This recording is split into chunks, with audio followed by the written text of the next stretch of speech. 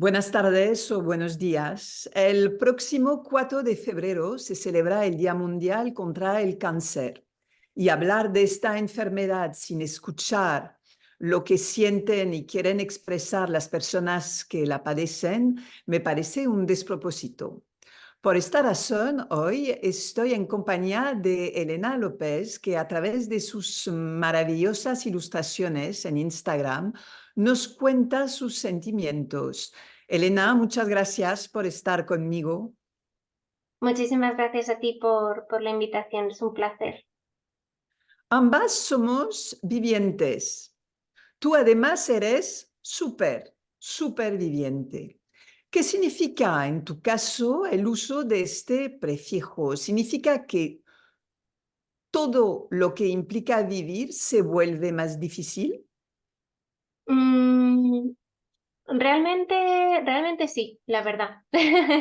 Es verdad que el pasar por un cáncer hace que te des cuenta de muchas cosas, que tu visión cambie, que tus prioridades cambien también, ¿no? Entonces, es verdad que digamos que muchas veces hablo como de que se ha añadido una capa a mi vida, por así decirlo, como una especie de filtro. Y entonces desde la enfermedad es verdad que no soy la misma, ¿no? Es verdad que, bueno, hay gente que no se siente muy identificada con el término superviviente. Yo tampoco quizá al 100%, pero sí que es verdad que creo que puede ayudar a expresarme mejor muchas veces, ¿no? Por eso muchas veces la utilizo también porque es como que muchas veces tengo que vivir o disfrutar de la vida pese a haber pasado por un cáncer, ¿no? Entonces yo creo que, que por eso la uso. Siendo tan joven, hay mucha rabia. Sí, la verdad es que, a ver, yo ahora mismo tengo 33 años, pasé por el cáncer hace 11 años ya. Y bueno, sí que es verdad que cuando a mí me diagnosticaron no apareció tanto como esa rabia, sino que era más como una especie de sorpresa o de no entender muy bien qué es lo que estaba pasando. Y es verdad que esto de la rabia sí que ha aparecido durante muchas veces a lo largo tanto del tratamiento como de años después, ¿no? Esta sensación de ¿por qué a mí? ¿Por qué me tiene que estar pasando esto? ¿Por qué yo siendo tan joven tengo que pasar por esto? Y es verdad que hay veces que entras en una especie de espiral sin darte cuenta que sí que es difícil de afrontar, ¿no? Y sí, yo creo que además es muy importante hablar también de la rabia porque es un sentimiento súper lícito cuando estás pasando por una enfermedad así y muchas veces no se habla de ello, ¿no? Tener cáncer o haberlo padecido, en tu caso, por ejemplo, no da derecho a estar mal, deprimida, asustada. Parece, por eso utilizaba este término y hacía la diferencia entre viviente y superviviente. El hecho de tener, vamos a decir, esta suerte, entre comillas, eh, eh, hace que solamente tengas que sonreír, estar agradecida y ya no quejarte porque vas a quejarte. Estás con Ujú, vida, todo va bien, ¿no? ujú, ujú.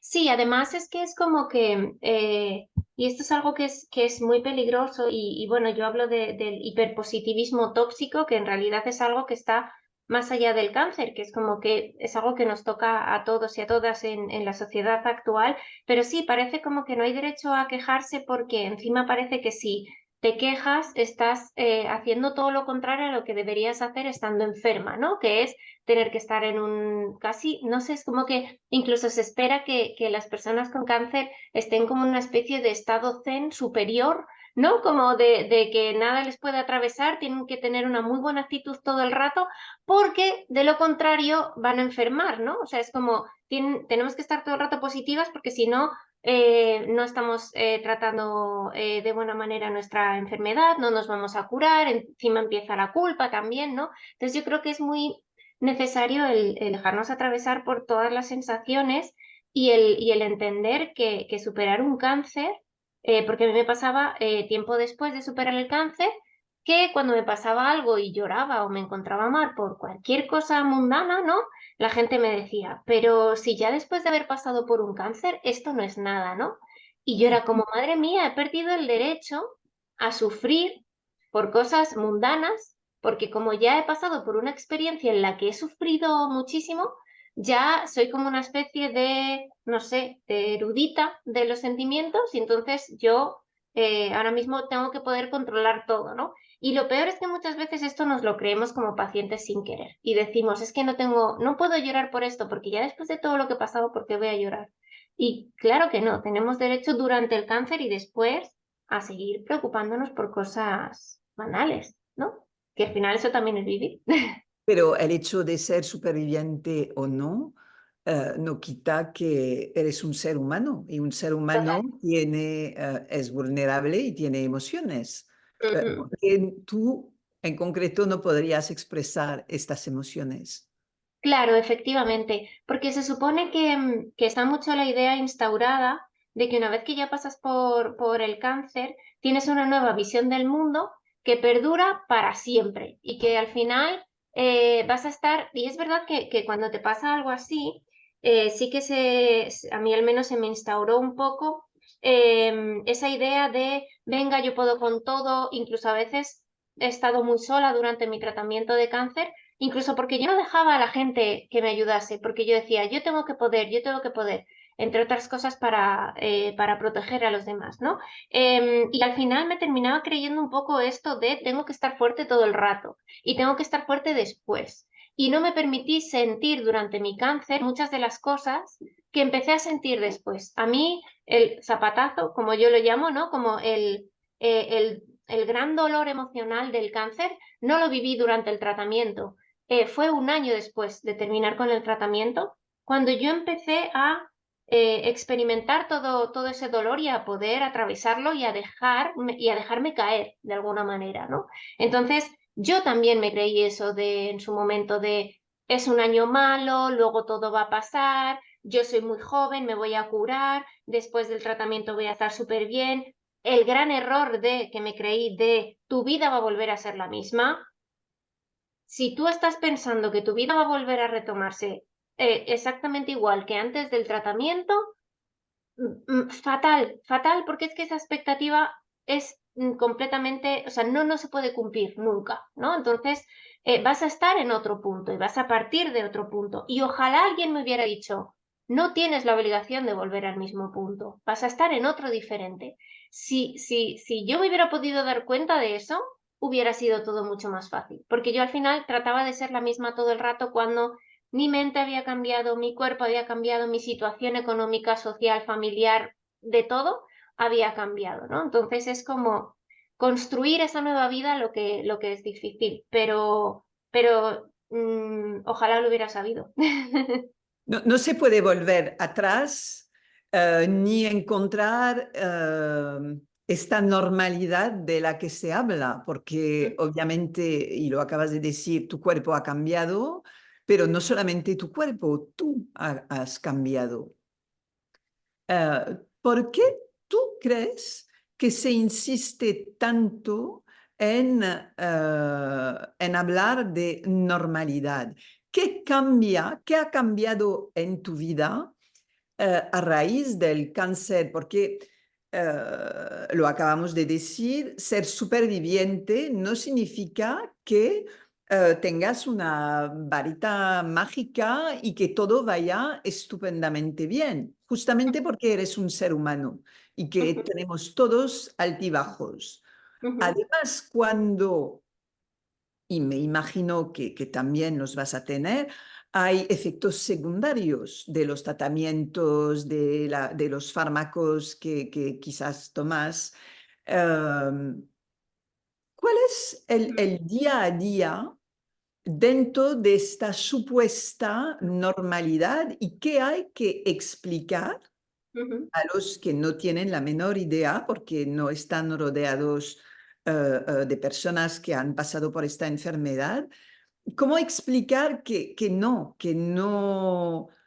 que somos seres humanos, pero tenemos ciertas condiciones que nos impiden hacer una vida normal. Ujú. Sobre la normalidad, se tiende un montón a esto de la normalidad y a volver a la normalidad y a que tu vida tiene que volver a ser la misma, porque le tenemos muchísimo miedo a hablar del cáncer. El cáncer sigue siendo un tabú tremendo, poco a poco se va cambiando, pero sigue siendo un tabú.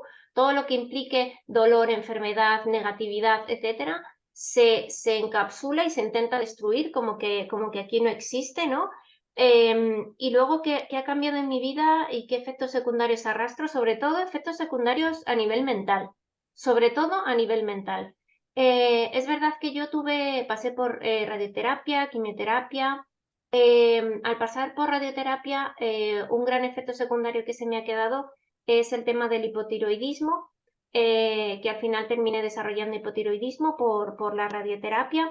Pero sí, sobre todo son efectos, yo por suerte a nivel corporal, por así decirlo, no tengo así ningún efecto secundario con el que lidiar. Es verdad que ya han pasado 11 años, pero en su momento sí que tenía muchísima, o sea, en los 2 años posteriores a terminar el tratamiento de cáncer, mucha fatiga, cansancio, me costaba respirar, subir escaleras, ¿no? Es verdad que eso ya lo he ido trabajando a lo largo del tiempo también con ejercicio y demás y lo he controlado bastante bien, pero sobre todo yo los efectos a día de hoy que todavía arrastro son mentales, problemas de salud mental, del autoconcepto de mi cuerpo cambió de una manera brutal y todavía no he superado eso.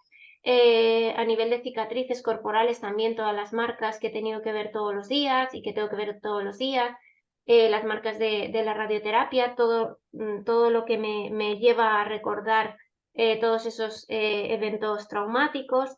Em, ¿Y qué le diría a la gente que es diferente? Pues que al final todos, en mi caso, por ejemplo, todos estos efectos mentales, por así decirlo, me han impedido muchas veces trabajar, llevar una vida normal, poder ser productiva. Yo tenía la idea, con esto de la vuelta a la normalidad, me forcé a trabajar, me forcé a estudiar y yo no podía trabajar y estudiar de la misma manera y de hecho todavía me sigue costando.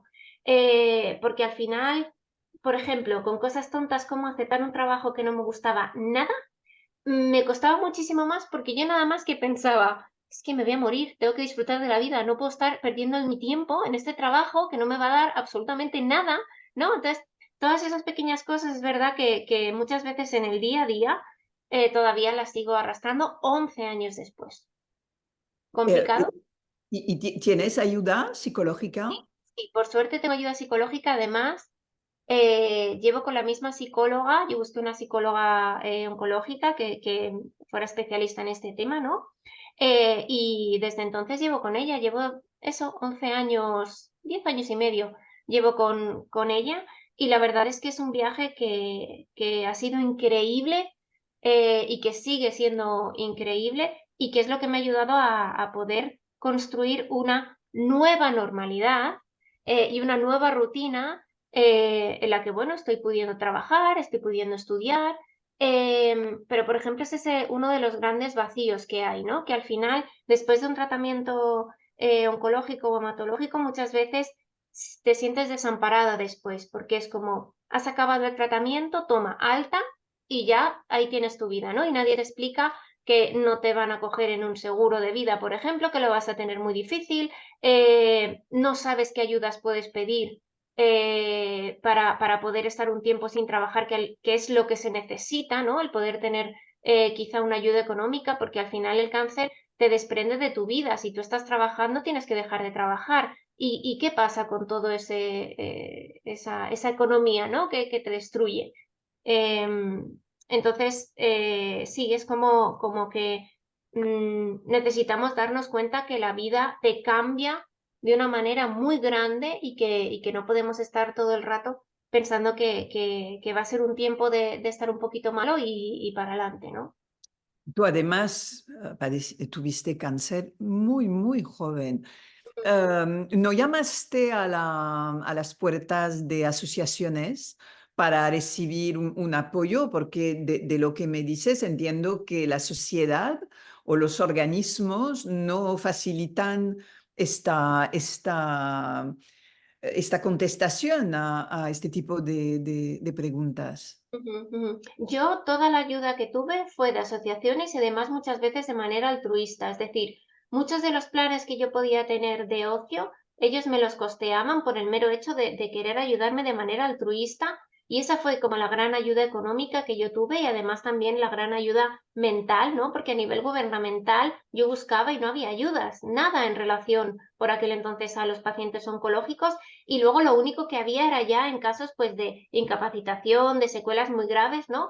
Pero yo de hecho cuando pedí incluso a mi gabinete médico ayuda de este tipo, como que la desestimaron directamente. De hecho, hasta llegaron incluso algunos de ellos, no todos por suerte, yo me sentí invalidada porque me decían, si tú realmente puedes hacer vida normal con tu tratamiento, y yo decía que yo estoy haciendo vida normal con mi tratamiento. O sea, yo sentía como que era como una situación muy extraña, ¿no? Era como que había parte de los médicos que me decían que yo podía hacer vida normal con ese tratamiento. Para ellos la vida normal era que, no sé, estar vomitando y fatal en mi casa con unos dolores de quererme morir. Y eso era vida normal, porque no me quedaba ingresada en el hospital, ¿no? Era como un poco extraño. Entonces es verdad que a lo que acudí fue a asociaciones que sí que me echaron un cable en lo que yo necesitaba, que era apoyo, que era incluso esa ayuda económica, por así decirlo, de hacer planes de ocio y demás.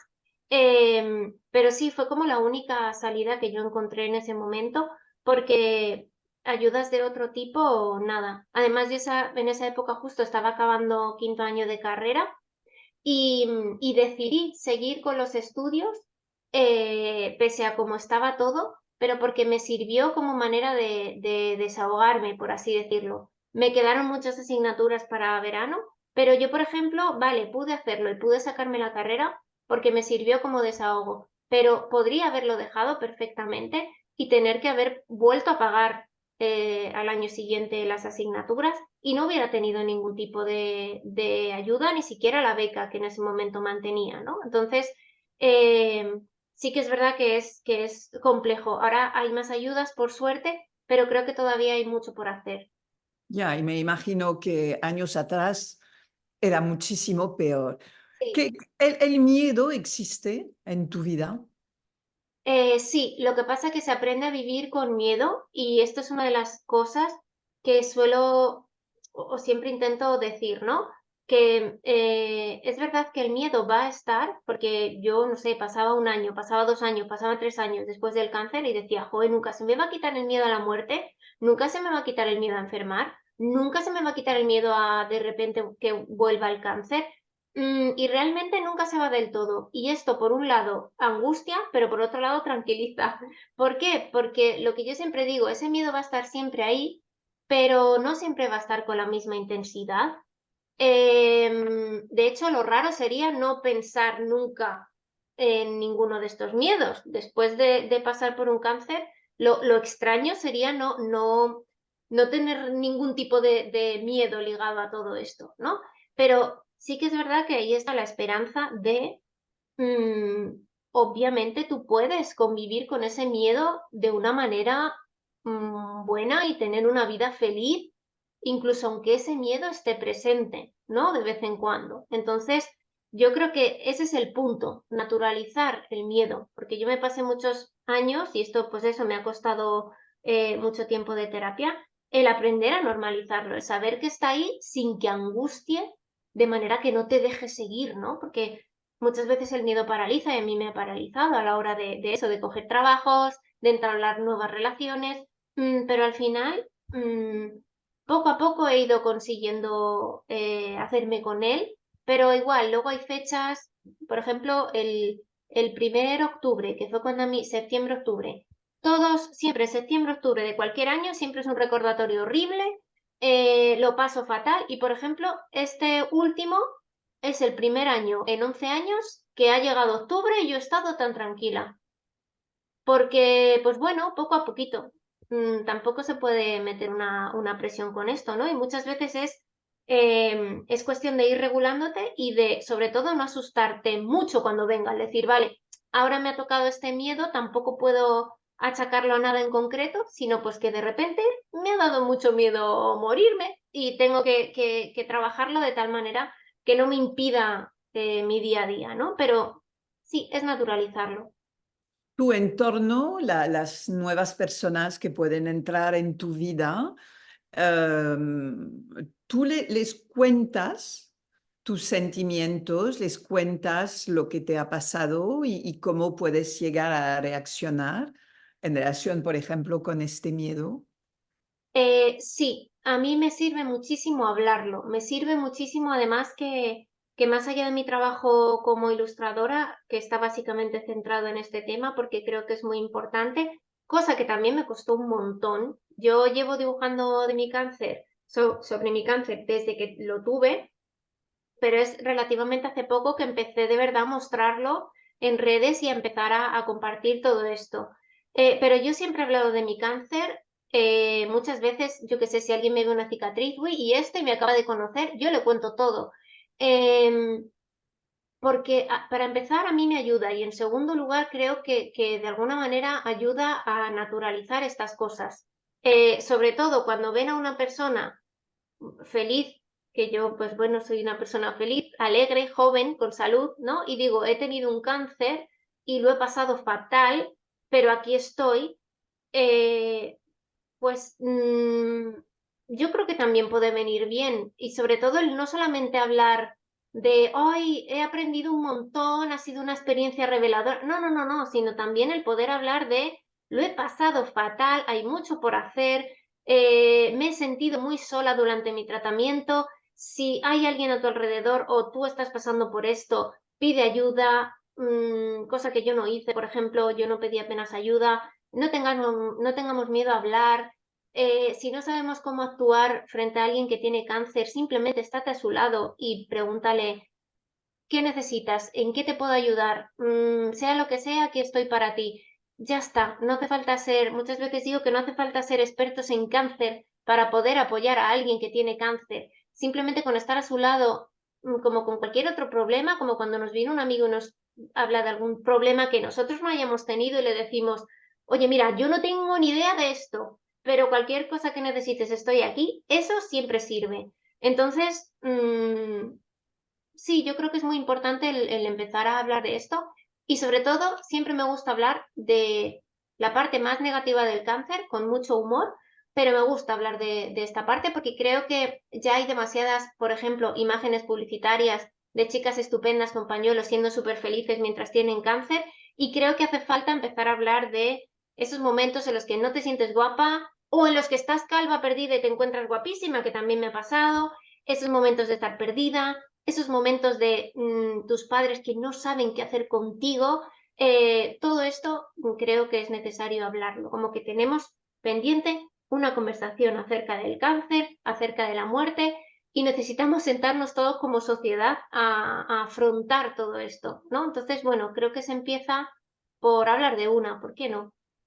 Sí, sí, porque además este mensaje, que es la verdad, la realidad, la viven lo mismo todas las personas, con lo cual cuando una empieza a hablar, es como un alivio. Ah, yo no estoy sola en sentirme abandonada, nadie me comprende, no me siento bien, tengo miedo. No, es que es súper importante hablar. Mm, Tú, acabas de hablar de este positivismo y hablamos muchísimo de cáncer de mama, es una realidad y se habla casi exclusivamente de este tipo de cáncer porque la tasa de supervivencia es muy alta a pesar de los tumores con mal pronóstico. Tú padeciste un linfoma, ujú, enfermedad de la que no se habla tan a menudo. ¿Cómo ujú. se percibe esta falta de apoyo social porque de eso se trata, sabiendo que aunque se hable mucho de cáncer de mama, el apoyo social tampoco es maravilloso, excepto cuando hay intereses económicos de por medio. Ujú, ujú. Yo todavía sigo sin entender por qué hay em, cánceres que tienen como todo el rédito publicitario y toda la atención y otros que no, ¿no? O sea, como que tampoco entiendo muy bien por qué el de mama es el que se ha vuelto como más viral, más famoso. De hecho, muchas veces cuando yo decía que tenía cáncer, y de hecho me lo siguen diciendo, ¿no? Yo tuve un cáncer, de mama, como si solo existiera ese, ¿no?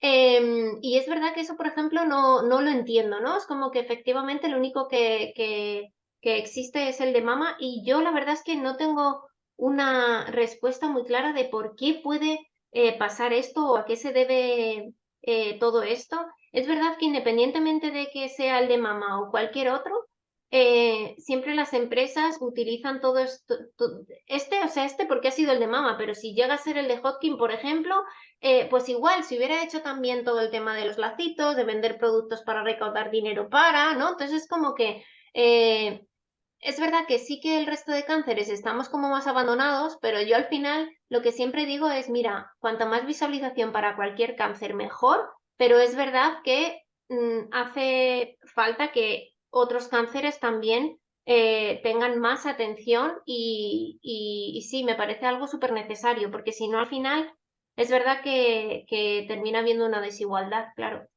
Ya.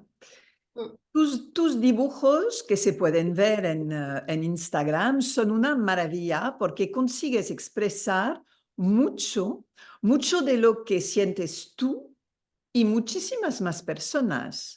Y eso es parte de tu talento, obviamente. Dibujar es como gritar a veces. Absolutamente todo el rato. Sí, la verdad es que mira, nunca lo había pensado así, pero sí, es como una especie de grito, ¿no? Podría ser como una especie de grito, como una especie de olla a presión que estalla, ¿no? También.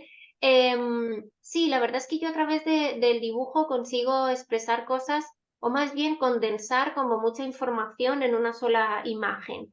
Al final, todas estas ilustraciones que comparto vienen de libretas que yo en un principio no compartía con nadie, ¿no?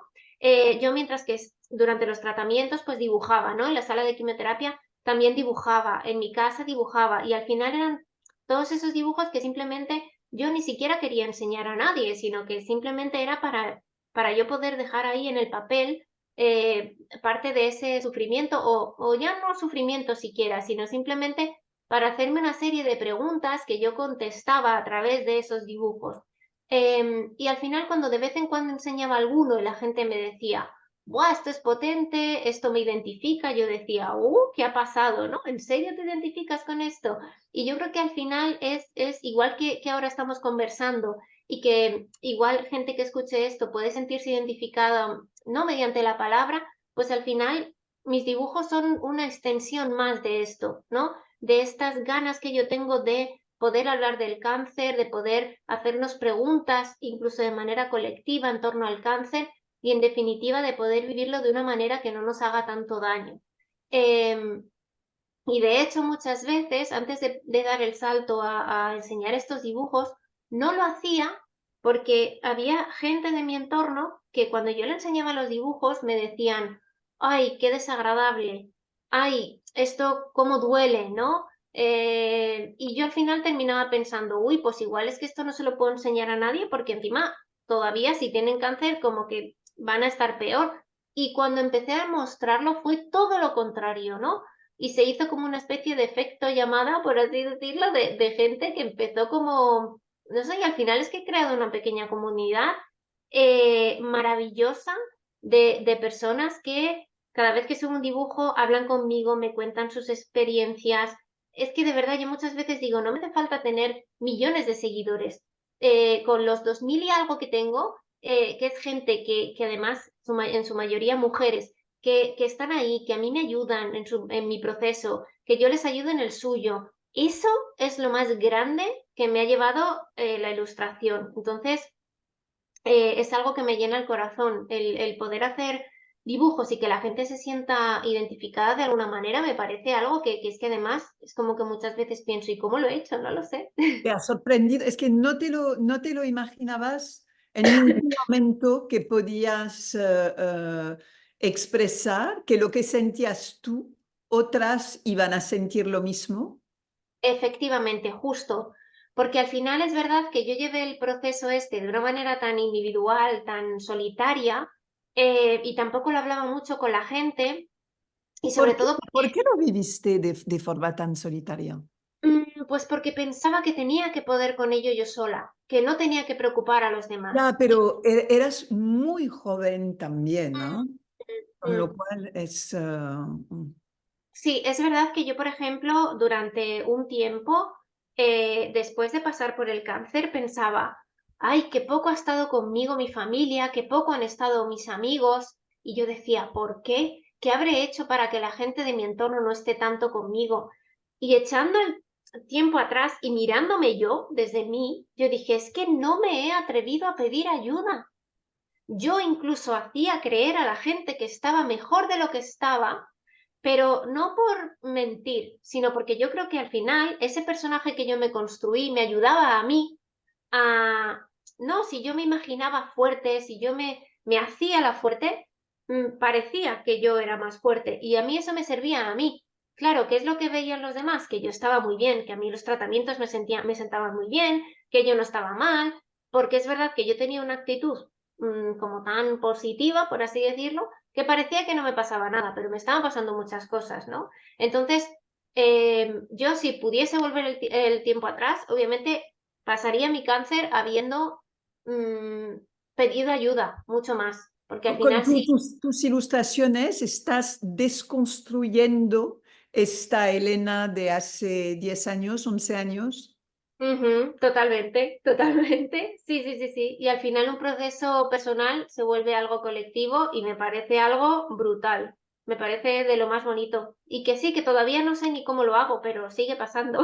Pero el trabajo que has hecho sobre ti misma es enorme. La prueba son estos dibujos, porque de estar así en solitario, de no comunicar, de no decir, expresar tus sentimientos, eh, eh, te estás ayudando a ti y a muchísimas más personas. Mm, mm. Y cada Sí, vez que publicamos un dibujo tuyo, tiene muchísimo éxito. mm, mm. Porque todas, y me imagino que todos, pasan por lo mismo. Ujú, ujú. Sí, y además todos y todas pasamos por lo mismo, igual no exactamente de la misma manera, pero al final siempre termina siendo ese hecho, ¿no? Y además, incluso ha habido gente también, pacientes oncológicos, ¿no? Que me dicen, uy, va, yo esto lo he vivido, pero lo he vivido de otra manera completamente diferente, así, de esta manera. Y al final yo digo, mira, muchas veces, yo a veces decía, ay, madre mía, no sé si estoy pudiendo representar algo o no, porque esto de yo ir de abanderada del cáncer o algo como que no me va nada, pero el yo poder decir, uy, con mi dibujo abro debate, por así decirlo, o hago que la gente se exprese, yo con eso ya feliz, vamos, feliz, feliz, feliz. Y si ya encima me dicen, oye, mira, estás hablando de mí a través de lo que tú estás haciendo, pues mejor que mejor, ¿no? Y yo, por ejemplo, estoy haciendo un libro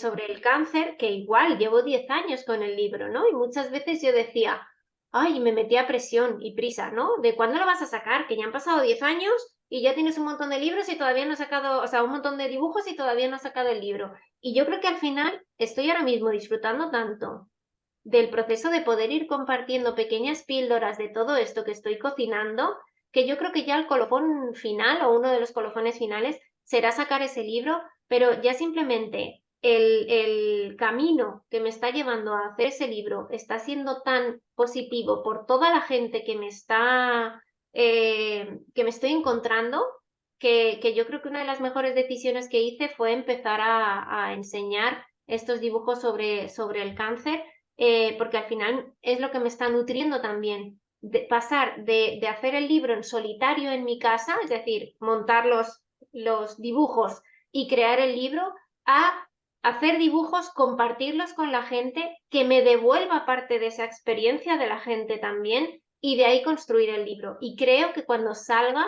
va a ser algo que va a estar muy nutrido de toda esa red de gente y creo que va a ser algo, una experiencia muy bonita, la verdad. Habrá textos, ¿no? Es una unión de textos e ilustraciones. ¿Tienes editor? No, todavía no. Todavía no. Pero bueno, yo sé que al principio me agobiaba mucho. Antes de empezar a hacerlo, ¿no? Decir, venga, voy a hacerlo en formato libro. Lo primero que pensaba era, no tengo editor, no sé cómo hacerlo, tengo que llamar a la puerta, no sé qué. Y al final me ha entrado como tal tranquilidad de decir, de alguna manera o de otra, como si tengo que imprimirlo en mi casa, ponerle 4 grapas, irme por ahí a presentarlo, de alguna manera u otra sé que saldrá, porque tiene que salir, porque de manera natural va a salir y sobre todo porque hay mucho trabajo detrás también, ¿no? Entonces, de alguna manera va a encontrar su cauce y saldrá, claro que sí. ¿Cómo ves la vida ahora? ¿Que te proyectas, te puedes proyectar? ¿Tienes sueños, aparte de la publicación de este libro que seguramente saldrá? Em, ¿qué- porque eres muy joven, ¿qué sueños tienes? Pues realmente tengo muchísimas ganas de seguir por este camino que he empezado, de volver a encontrarme, ¿no? Porque al final, después de tantos años perdida, estoy pudiendo por fin como poder encontrarme y estar como más en paz y en tranquilidad y en equilibrio, ¿no? Entonces, sobre todo ahora mismo lo que tengo ganas es de seguir en contacto con gente. Yo me he dado cuenta que realmente dibujo, entre otras cosas, para la gente también, y porque es una manera de conectar con los demás. Eh, y también mediante mi trabajo de profesora, también conecto con la gente, ¿no? Entonces, mis sueños son seguir formándome, seguir trabajando para conectar con esa gente, para crear lazos cada vez más fuertes y duraderos, y al final poder cambiar las cosas, ¿no? Entonces, ese es mi horizonte ahora mismo, que mediante la educación y mediante la ilustración y sobre todo estableciendo lazos con la gente, podamos cambiar las cosas y entre otras está el tema del cáncer, por supuesto. El que las generaciones venideras puedan vivir, esperemos que menos casos de cáncer, por favor, pero que a quien le toque pasar por algo así, que pueda tener espacios de apoyo, de cariño, de financiación, en fin, todo lo que hace falta para pasar por esto de la manera más liviana posible. No, y nosotros esperemos que saques tu libro, porque creo que para, para personas de una cierta edad, hablar no siempre es fácil, pero es quizás más fácil encontrar las palabras que para jóvenes como tú hace 11 años, y que a través de los dibujos tú eres capaz de tocar a diferentes franjas de la población. Y eso es fundamental. Mm. Sí, además es curioso porque, por ejemplo, tengo algunos posts sobre la vida cuando te diagnostican cáncer siendo joven. Y muchas mujeres más mayores me decían, uy, tienes que cambiar el título. Dice, porque esto me vale a mí también, ¿no? Entonces, esos son el tipo de retroalimentación que a mí me ayuda a darme cuenta de otras realidades, ¿no? Y al final es eso, como que muchas veces hasta mis dibujos son la excusa para poder hablar del cáncer, ¿no? Y me parece algo maravilloso, que sea como pequeños puntos de encuentro y al final cada una de nosotras que ha pasado por un cáncer, al final también termina encontrando esos puntos de encuentro con la gente. Pueden ser conversaciones, pueden ser dibujos, puede ser lo que sea, ¿no? O cualquier otro tipo de creación, pero esas son las redes que hay que intentar fortalecer y que no se pierdan, porque al final nos ayudamos entre todas. Sí, pero ayudas hasta a los que no padecen cáncer, Efectivamente. porque nos haces reflexionar y porque tocas todos los temas que interesan a cualquier ser humano, que puede ser la sexualidad, la vida con los demás, tus pensamientos, y esto pues hace parte de la vida. Ujú, Y no todo se arregla porque pensamos desde nuestra imaginación perfecta que se van a arreglar. Eh, ujú. haces un trabajo maravilloso y francamente muy, muy importante. Muchas gracias. A Sí, la verdad. ti, Elena, y te vamos a seguir. Ujú. Y esperemos tener, yo espero tener entre mis manos este libro, porque Ojalá. francamente me encanta lo que haces. Ay, Muchísimas gracias. gracias a ti. Muchísimas gracias, de verdad. Ha sido un placer. Un abrazo. Un abrazo.